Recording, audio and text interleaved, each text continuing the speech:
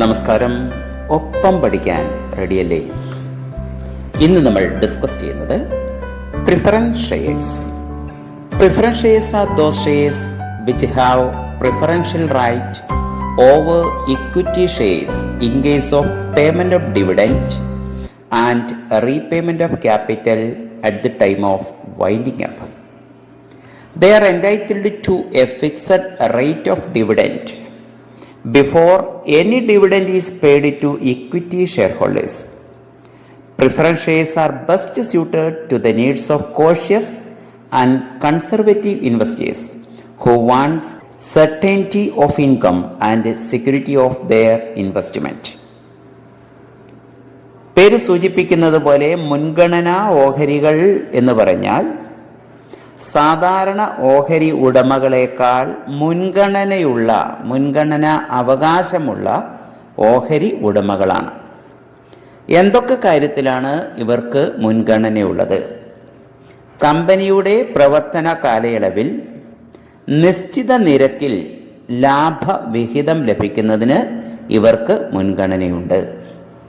അതുപോലെ കമ്പനി അടച്ചുപൂട്ടുകയാണെങ്കിൽ ഇവരുടെ മൂലധനം തിരികെ ലഭിക്കുന്നതിലും സാധാരണ ഓഹരി ഉടമകളേക്കാൾ മുൻഗണനയുണ്ട്. ഇങ്ങനെ രണ്ട് മുൻഗണനയുള്ള ഷെയർ ഹോൾഡേഴ്സിനെയാണ് നമ്മൾ പ്രിഫറൻസ് ഷെയർ ഹോൾഡേഴ്സ് എന്ന് വിളിക്കുന്നത്.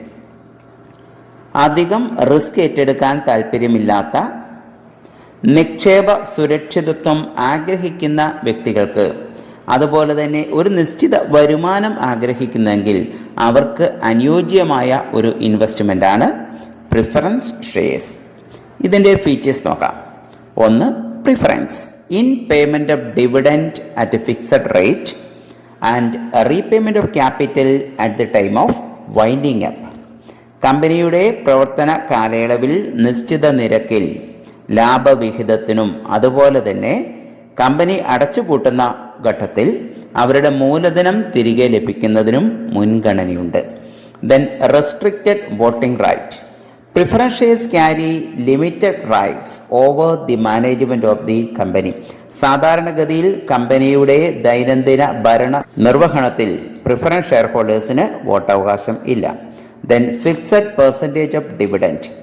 Preference share holders get only fixed percentage of dividend even if the company makes good profit.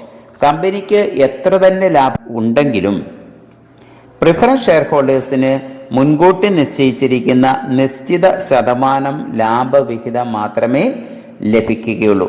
Equity share ഹോൾഡേഴ്സിനെ സംബന്ധിച്ച് കമ്പനിക്ക് അധിക ലാഭമുണ്ടെങ്കിൽ ഇവർക്ക് അധിക ലാഭവിഹിതം കിട്ടും. എന്നാൽ പ്രിഫറൻസ് ഷെയർ ഹോൾഡേഴ്സിൻ്റെ ലാഭവിഹിതം ഷെയർ ഇഷ്യൂ ചെയ്യുന്ന സമയത്ത് തന്നെ നിശ്ചയിക്കുന്നുണ്ട്.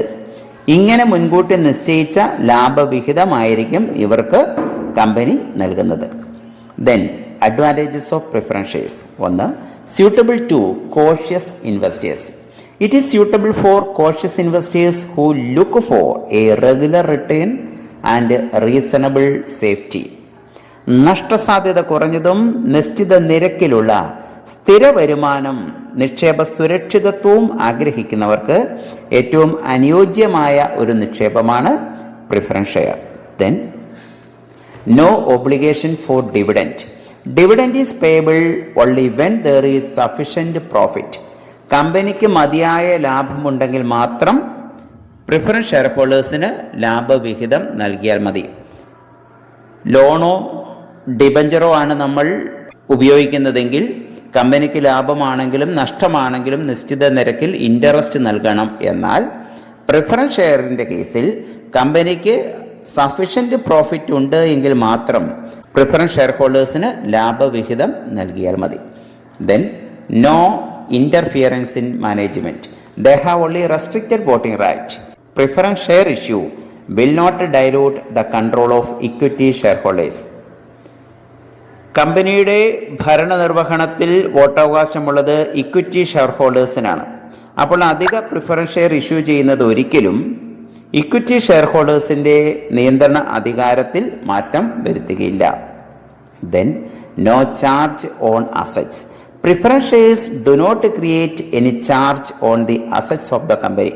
കമ്പനിയുടെ ആസ്തികളൊന്നും പണയപ്പെടുത്താതെയാണ് പ്രിഫറൻസ് ഷെയർ ഇഷ്യൂ ചെയ്തുകൊണ്ട് ഒരു കമ്പനി അതിൻ്റെ മൂലധനം സ്വരൂപിക്കുന്നത്. Then preferential right.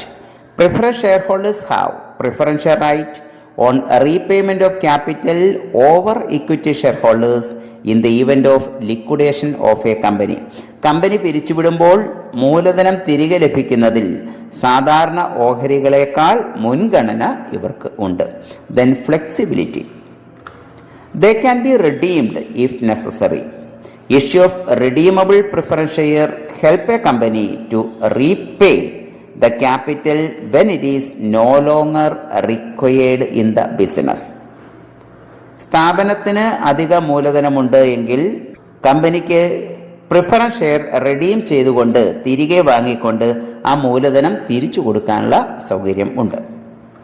Then disadvantages. ഒന്ന്, limited voting right.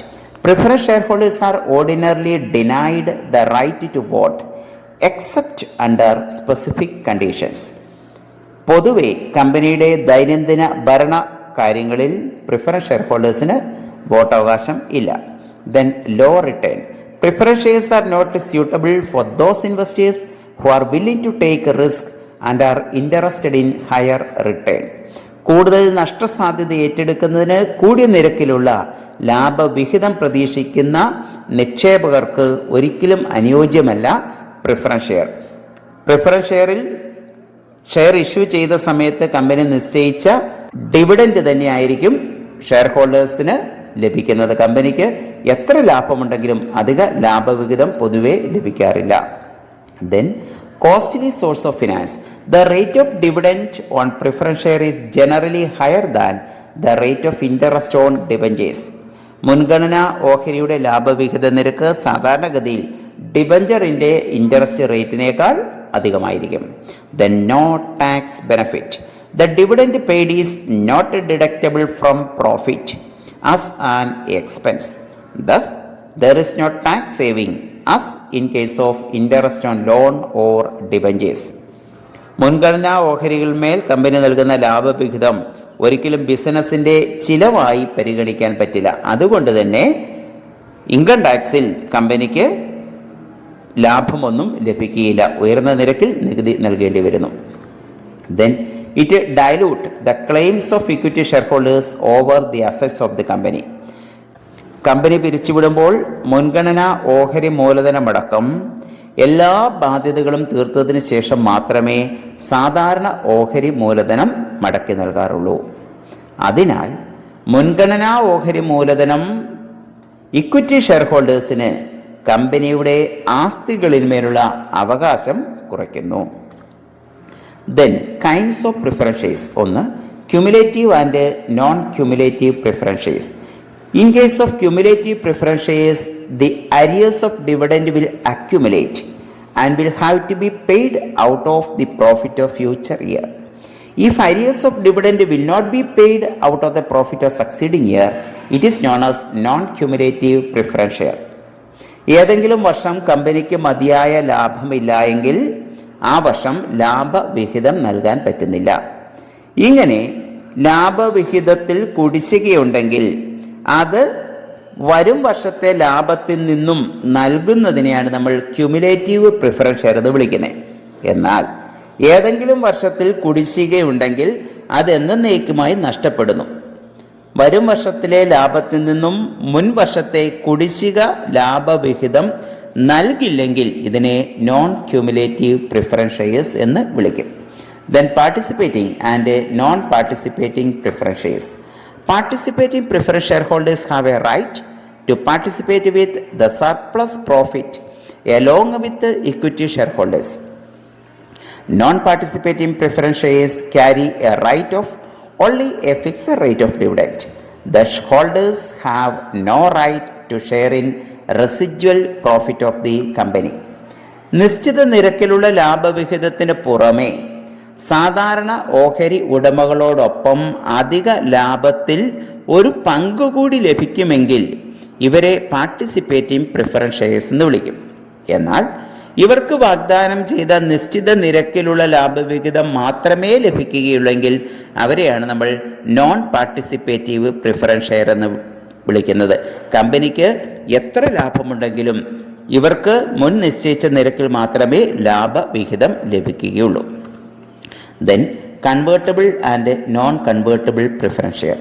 Preference shares which can be converted into equity share after a fixed period is known as convertible preference share. The preference shares which do not carry a right of conversion into equity shares are called non-convertible preference shares. ഒരു നിശ്ചിത കാലയളവിന് ശേഷം മുൻഗണനാ ഓഹരികളെ സാധാരണ ഓഹരിയാക്കി മാറ്റുവാനുള്ള ഒരു option ഉണ്ടെങ്കിൽ അതിനെ convertible preference shares എന്ന് വിളിക്കുന്നു. പ്രിഫറൻസ് ഷെയർ ഒരിക്കലും ഇക്വിറ്റി ഷെയറായി മാറ്റാൻ പറ്റില്ലെങ്കിൽ അതിനെ നോൺ കൺവേർട്ടബിൾ പ്രിഫറൻസ് ഷെയർസ് എന്നും വിളിക്കും. Then redeemable and ഇറിഡീമബിൾ preference shares. Redeemable preference shares are those preference shares in which the company can repay the amount of such preference shares after a specified period. Irredeemable preference shares are those shares which are redeemable only at the time of winding up of the company. They can't be paid up during the lifetime of the company.